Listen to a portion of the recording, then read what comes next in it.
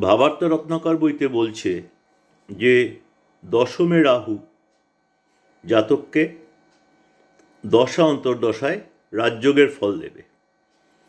কিন্তু আমার অভিজ্ঞতায় আমি দেখেছি যে রাহু দশমে থাকলে যদি জাতক রাহুর মহাদশা পায়, রাহুর মহাদশা পেতে হবে, তাহলে কিন্তু জাতককে অত্যন্ত রাজযোগের ফল দেবে।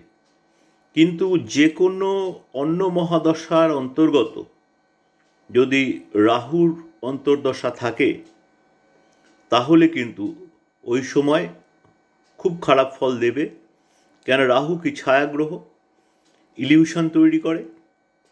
কাজে নিয়ে জাতককে এমন ইলিউশন দেবে যে জাতক লসের কবলে পড়বে। কাজেই যাদের দশমে রাহু আছে তারা কিন্তু খুব সাবধান হয়ে যাবেন। যদি মহাদশা থাকে তো খুব ভালো, অনেক লাভ করবেন। কিন্তু যদি অন্য কোনো গ্রহের অন্তর্দশাতে রাহু থাকে, অন্য কোনো গ্রহের মহাদশা, তার মধ্যে রাহুর অন্তর্দশা থাকে, তাহলে কিন্তু খুব সাবধান। এক্ষেত্রে কিন্তু খুবই খারাপ সময় যাবে যদি না সাবধান হন কাজ নিয়ে।